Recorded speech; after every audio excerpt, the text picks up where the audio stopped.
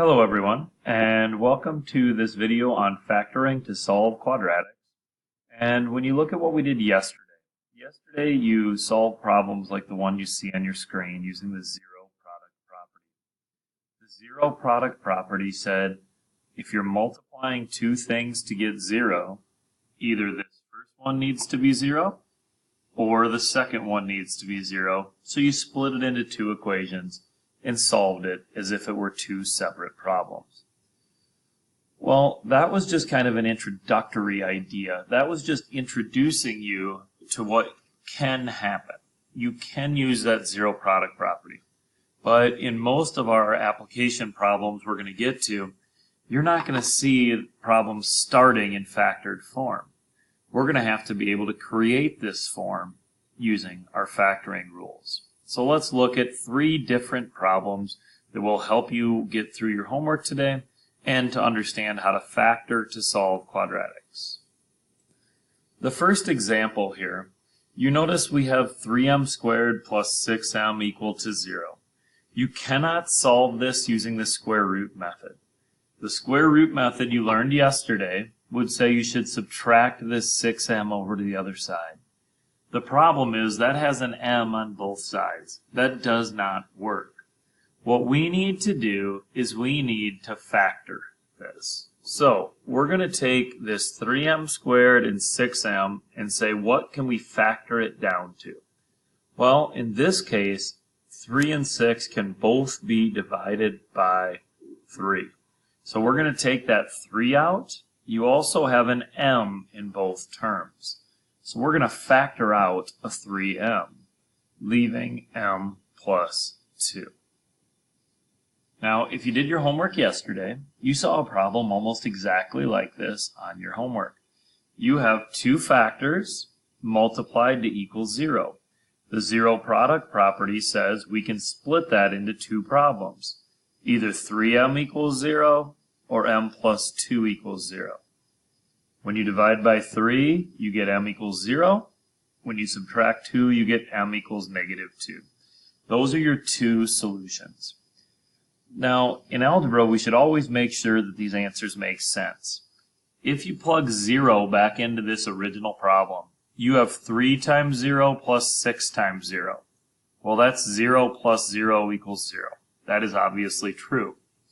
When you plug negative 2 in here, negative 2 squared is 4, times 3 is 12. 6 times negative 2 is negative 12. 12 plus negative 12 equals 0. So both of those solutions work. You will always, well, almost always, get two solutions when you're solving a quadratic equation. So if this is m squared, you will almost always get two solutions. Example number 2 that you see now does not look the same as the others. We want to use the zero product property in factoring. The critical piece to the zero product property, obviously, is that it must be equal to 0. So to start this problem, before we factor anything, we're going to subtract 40 from both sides because we need the equation to equal 0. The zero product property doesn't make any sense if the equation isn't equal to 0. Now our goal is to get to what we saw yesterday. Yesterday was easy, so we want to make today like yesterday. X squared minus 6x minus 40. That can be factored by finding the numbers that multiply to negative 40 and add to negative 6. Those numbers are negative 10 and positive 4. So you get x minus 10 times x plus 4 equals 0. And then we can split it because you have a product equal to 0. If either one of those parentheses equals 0, then the whole thing will equal 0.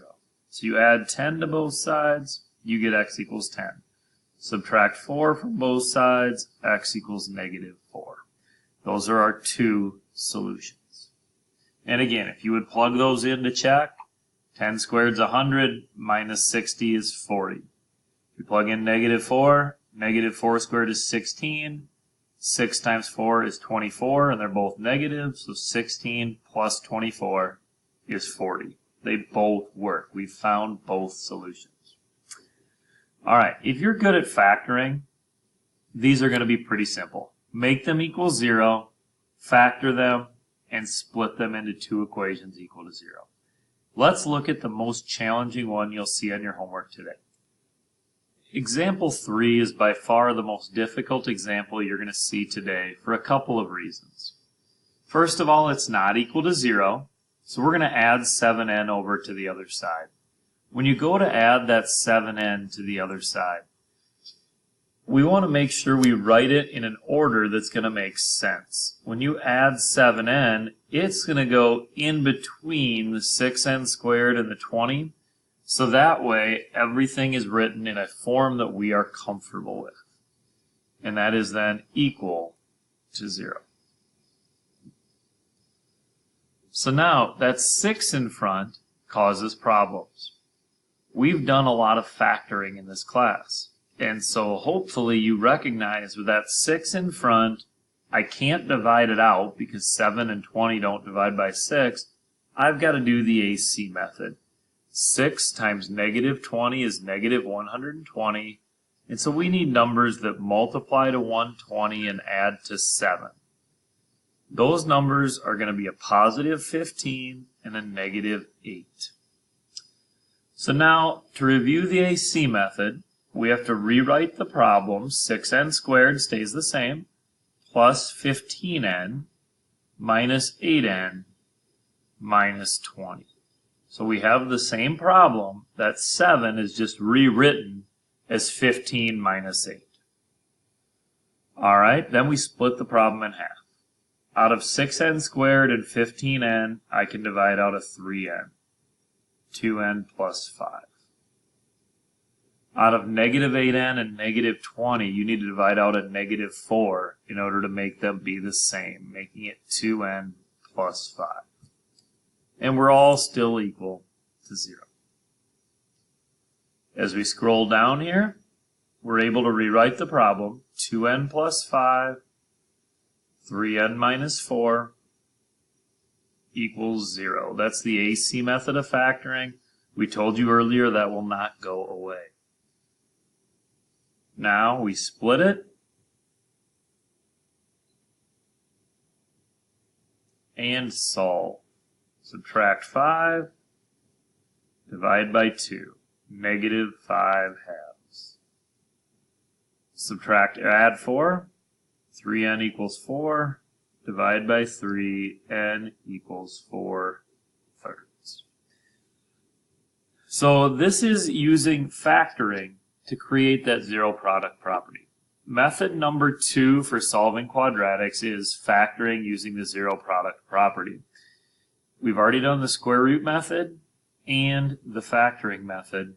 These are our first 2 methods. You will learn 2 more over the next couple of days. Good luck and have a good day.